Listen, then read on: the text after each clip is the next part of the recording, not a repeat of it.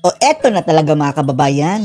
Eto na ang ating sinasabi na ingat-ingat tayo dito sa mga pinklawan Etong mga oportunista mga kababayan, mga di umano, nagbabalat kayo na ang sabi dati, nakikipag-tactical alliance mga kababayan sa ating presidente ng AGVA. At yun naman pala mga kababayan, nagbabalat kayo lang naman pala. Kung dati-rate, inabsorb sila ni BBM mga kababayan, kagaya nito Shelo Magno Naging gabinete yan ni BBM mga kababayan, kasama yung ilang mga dilawan. At ang sabi nga natin, tactical alliance lang ng mga dilaw iyan dahil hindi tayo naniniwala mga kababayan na talagang seryoso ang kanilang pag-aalyansa, dilawan at bulahan. In short, isa lang itong gamitan.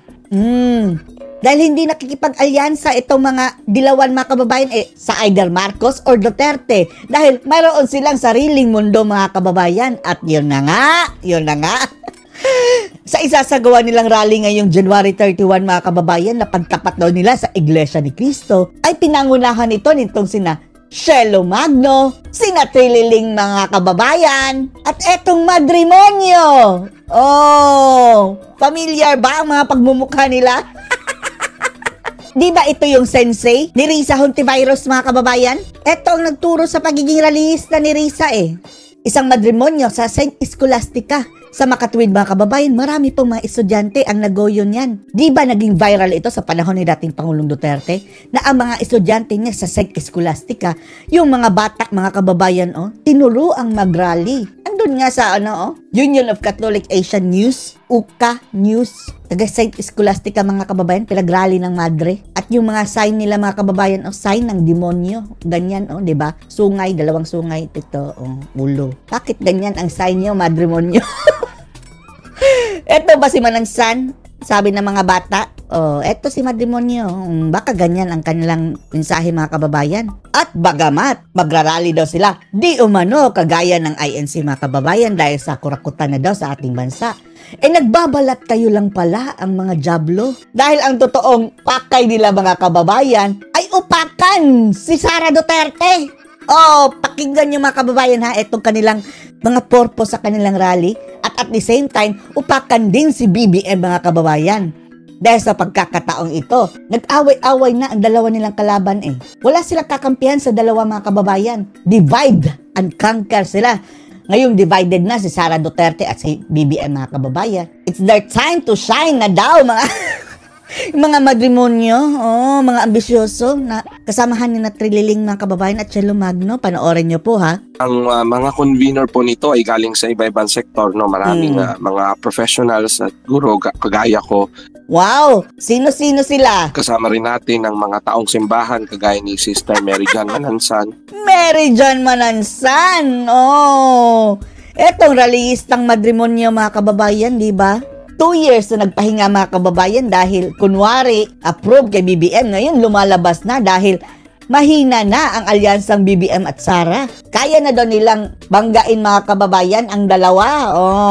At ang kanyang t-shirt mga kababayan, siya mismo ang nagsabi na I hate it when you call me terorista. Bakit? Tinawag ka ba namin terorista, Manansan? Pero ang sabi ni Ka Eric mga kababayan, hindi naman daw komunista ito Nakikipagsayaw lang sa mga komunista mga kababayan. At ewan lang din natin.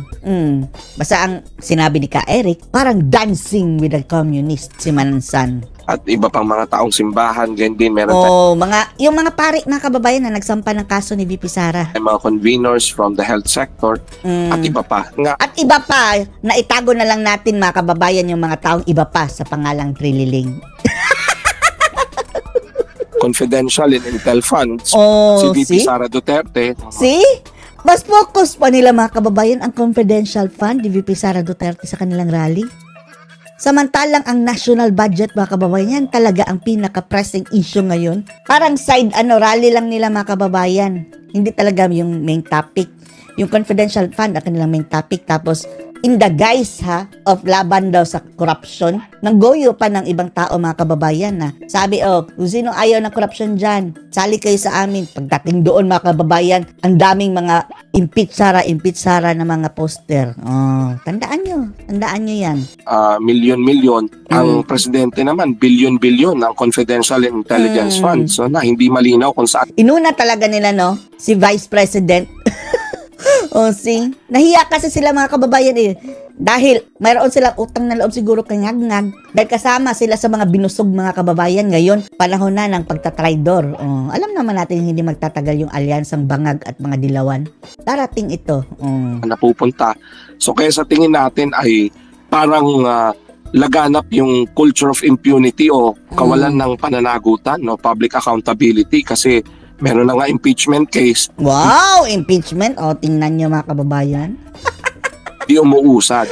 So, talagang mga anti-corruption crusader kayo. Dapat doon kayo focus sa pinaggagawa ng presidente dahil siya ang may hawak lahat mga kababayan eh. Ano ba naman yan si VP Sara Duterte? Diyan natin makikita mga kababayan yung mga sungay ng mga ito.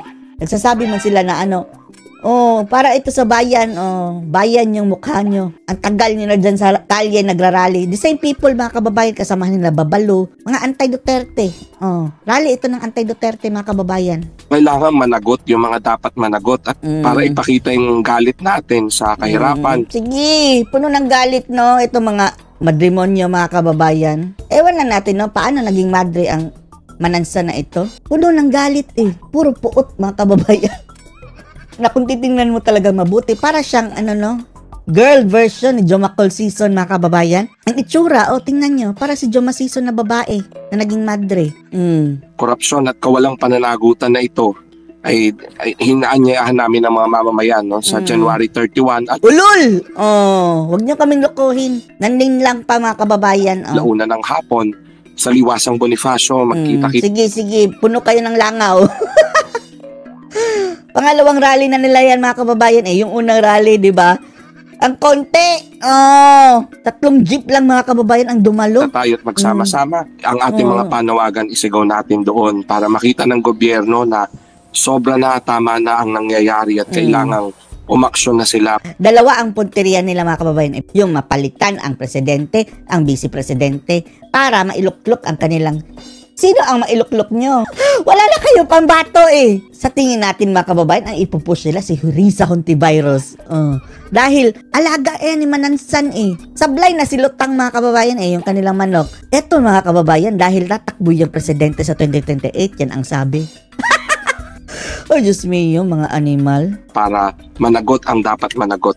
Nagtataka tayong lahat, no, na sa Quadcom hearings lumitaw yung ebidensya tungkol sa maling paggastos ng pera ng bayan ng opisina ni VP Sara Duterte. See? Bakit nakafocus kayo kay Sara Duterte? And as if naman, mga kababayan, no, na mayroon ng final na desisyon ang COA, wala pa, mga ungas. Na-cleared na nga yung ilan. Hindi niya naipaliwanag na maayos yung dapat niya ipaliwanag. Pinapaliwanag naman, hindi kayo nakikinig. Hindi nila iniintindi, mga kababayan, tapos tinitwist. Maraming mga pumirma doon sa dokumento nila ay hindi nila masabi kung sino talaga yan. Wala.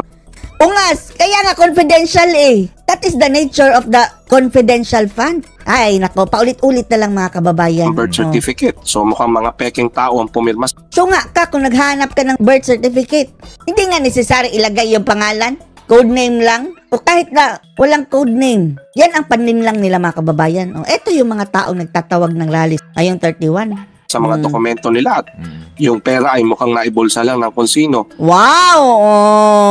Ang lilinis, no, ng mga animal na to, mga kababayan. Ay, nako. Anong masasabi nyo dito, mga kababayan, sa mga nagbabalat kayo na mga makabayan ko, no? Tapos, ang purpose lang pala nila ay birahin si Sara, manawagan ng impeachment laban kay Sara. Anong masasabi nyo dito? Post your comments below.